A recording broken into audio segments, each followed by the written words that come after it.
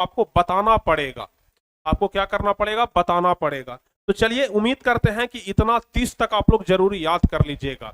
चलिए, अब हम इतना से संबंधित कुछ इंपॉर्टेंट ऑब्जेक्टिव क्वेश्चन आपको बतला देते हैं, जो कि आपके परीक्षा में लगभग लगभग बार बार पूछता है।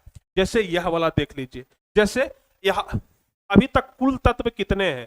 अभी तक पीरियोडिक टेबल में कुल तत्व कितने ज्ञात हैं? तो 118 तत्व हैं। पहले 114 था और 114 से बढ़ करके 118 हुआ, और अब एक तत्व और बढ़ने वाला है। कहीं कहीं पर आपको मिलेगा 119 तत्व, ठीक है ना?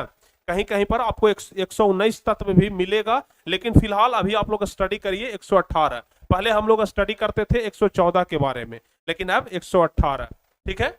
चलिए, अच्छा, इसमें भी सबसे हल्का तत्व कौन है? देखिए, कुल 118 तत्व जो है, इसमें सबसे हल्का तत्व कौन है? तो सबसे हल्का तत्व है हाइड्रोजन।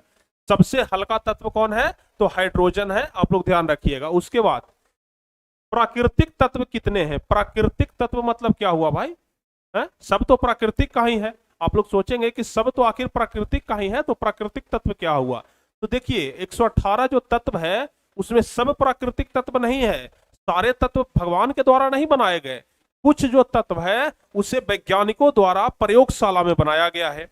कुछ जो तत्व हैं, उसे वैज्ञानिकों द्वारा प्रयोगशाला में बनाया गया है। तो इसलिए हम कहते हैं कि 118 में से जो सिर्फ 98 तत्व है ना, यह प्राकृतिक तत्व है, और बाकी जो तत्व है वह कृत्रिम तत्व है, मानव जनित है।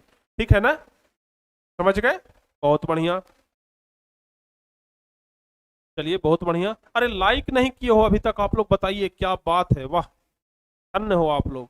लाइक तो कर दीजिए। जितने सारे भी स्टूडेंट जुड़े हुए हैं, सारे स्टूडेंट मिलकर के लाइक करिए, ठीक है ना? अच्छा, यह जो 118 तत्व है, इसमें से धातुओं की संख्या कितना है? हम आपको क्या बताए थे कि जो तत्व होता है उसको 3 प्रकार में बांटा जाता है: धातु, अधातु और उपधातु। ठीक है ना? धातु, अधातु और उपधातु। तो 118 में से 93 यानी कि जो 93 है, वह धातु है। अधातु 18 है और 7 उपधातु है। ठीक है ना?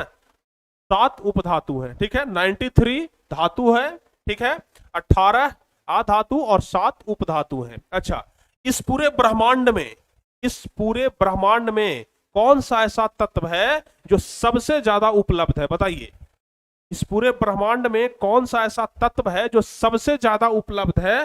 तो वह तत्व है ऑक्सीजन। वह तत्व है ऑक्सीजन, क्योंकि ऑक्सीजन तो ब्रह्मांड में सब जगह पर है। आप लोग कहीं भी जाते हो तो अपने श्वसन क्रिया में ऑक्सीजन का उपयोग करते हो। तो सबसे ज्यादा तत्व कौन सा है? ऑक्सीजन ही है। इस पूरे ब्रह्मांड में सबसे ज्यादा तत्व कौन है? तो ऑक्सीजन है। और सबसे सर्वाधिक उपलब्ध धातु, बताइए। अगर तत्व की बात करें तो ऑक्सीजन, लेकिन अगर हम धातु की बात करें तो एल्यूमिनियम जो है ना, यह सबसे ज्यादा ब्रह्मांड में पाया जाता है।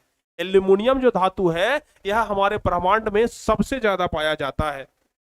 चलिए, सबसे हल्का तत्व हम आपको बतला दिया हाइड्रोजन, और सबसे भारी तत्व होता है ऑस्मियम। सबसे भारी तत्व क्या होता है?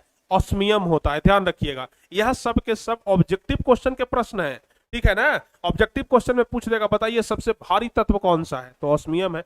सबसे हल्का तत्व कौन सा है? तो हाइड्रोजन है। आपके लिए जरूरी है, आपकी किताब में नहीं मिलेगा यह सब चीज, लेकिन आपके परीक्षा में मिलेगा। हम गारंटी के साथ कहते हैं, आपकी किताब में यह सब कुछ नहीं मिलेगा, लेकिन आपके परीक्षा में हर हाल में मिलेगा। उस समय आप लोग कहिएगा कि सिलेबस से बाहर की चीज दे दिया सर। तो सिलेबस के बाहर की चीज हम पढ़ा भी तो रहे हैं, आप लोग पढ़ करके जाइए ना, क्यों बाहर से पूछेगा? ठीक है? चलिए, अब देखिए, सबसे हल्का धातु कौन सा है?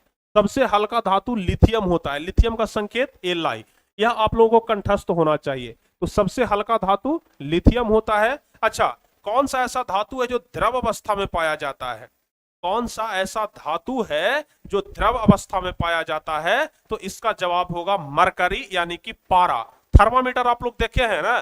थर्मामीटर में क्या होता है? पारा भरा होता है। पहले क्या करते हैं कि उसको खूब ऐसे ऐसे करके झाड़ते हैं, झाड़ के क्या होता है, पारा को नीचे करते हैं, और जब कांख तर उस पर ऐसे लगा देते हैं तब बुखार नाप देता है, ठीक है ना? या फिर जीभ के तरे रख देते हैं, उसको जीभ के नीचे उसको रखते हैं, ठीक है? कांख तर रखते हैं या फिर जीभ के नीचे रखते हैं।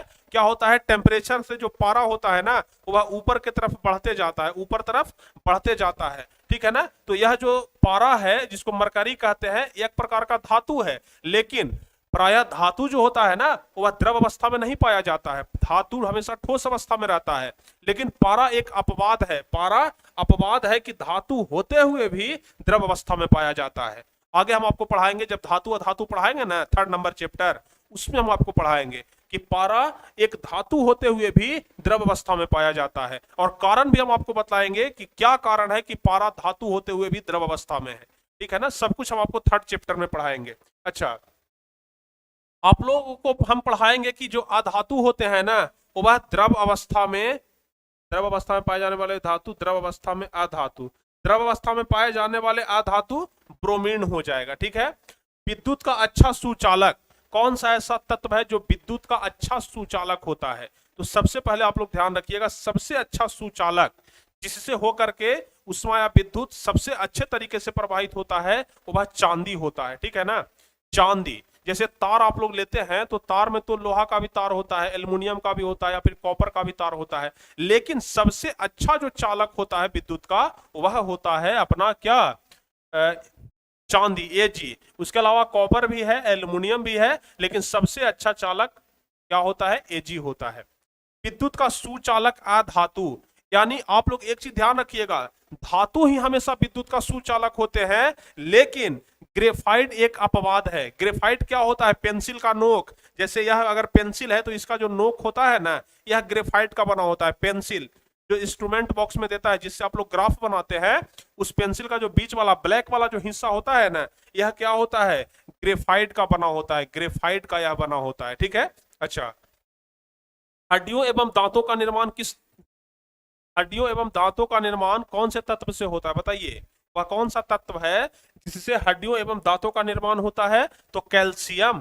कैल्शियम, तब ना जब हड्डी मजबूत होता है या फिर हड्डी जब कहीं से टूट जाता है, हाथ टूट जाता है, तो डॉक्टर बोलता है कि कैल्शियम खाइए, कैल्शियम वाला चीज खाइए। तो हड्डियों एवं दांतों का निर्माण कैल्शियम से। सबसे क्रियाशील धातु कौन है? सीजियम है, और सबसे क्रियाशील अधातु फ्लोरीन है।